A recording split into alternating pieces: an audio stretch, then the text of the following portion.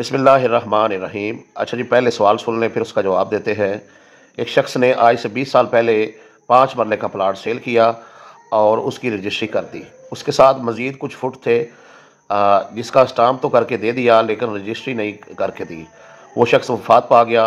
इस बंदे ने प्लाट ख़रीदा, उसने आगे रजिस्ट्री कर दी और वो जो उसने पहले मालिक से, असल मालिक से जो अजाफी फ़ुट थे उसका स्टाम्प करवाया था, उस स्टाम्प के साथ एक और स्टाम्प करके वो जगह आगे सेल कर दी। और जिसने वो जगह ख़रीदी थी मतलब असल मालिक से, उस बंदे ने जब आगे सेल की तो फिर तीसरी जगह पर ये जगह जो है अब एक और बंदे ने ख़रीद ली।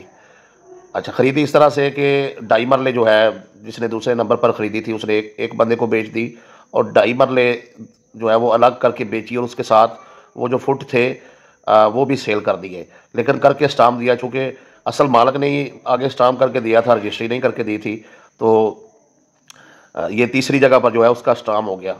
अब जब 2.5 मरले रजिस्ट्री है और ऊपर जो फुट है उसका स्टाम्प है, तो जो असल मालिक का बेटा है वो आ गया है और उसने कहा कि भाई बात ये है कि अबू ने इधर जगह तो बेची थी लेकिन कुछ फुट है तो वो अभी भी हमारे नाम है, तो आप मेहरबानी करें या तो वो फुट छोड़ दें या फिर जो है हमें उसके पैसे दें, वरना हम अदालत जाएंगे और स्टे लेकर आएंगे।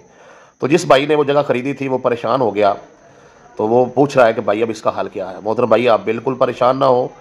असल मालिक ने जो स्टाम्प करके दिया था वो आपके पास है और मरहलावार आगे जो 2-3 जगह पर ये जगह सेल हुई है उनसे भी जो स्टाम्प हुए हैं एक दूसरे को, एक उन्होंने कड़ी मिलती है जो एक दूसरे को स्टाम्प करके दिए हैं।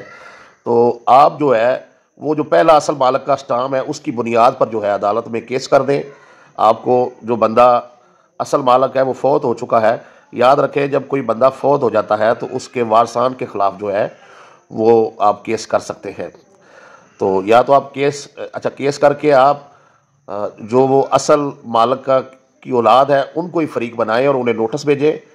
अदालत जो है उन्हें तलब करेगी। अगर वो आएंगे तो ज़ाहिर बात है आपके पास स्टाम्प मौजूद है, तो या तो जो है वो जब आप स्टाम्प दिखाएंगे तो स्टाम्प की बुनियाद पर आपके हक़ में फ़ैसला होगा, और अगर वो नहीं आते हैं तो फिर भी अदालत से आपके हक़ में डिग्री हो जाएगी। फिर उसके बच्चों की ज़रूरत नहीं है, तो अदालत आपके हक़ में फ़ैसला देगी। डिग्री होने के बाद अदालत ही की तरफ से बंदा जाएगा और वो फ़र्द निकलवा कर आपके नाम जो है वो रजिस्ट्री करवा देगा उन फुटों की।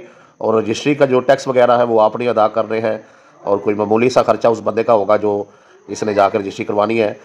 अदालत के जो है अहकामात पर अदालत से डिग्री होने के बाद वो जगह आपके नाम हो जाएगी। आप परेशान बिल्कुल भी ना हो, ना उससे डरें, ना उससे घबराएं, ना ही आपको उससे कोई लड़ाई करने की ज़रूरत है।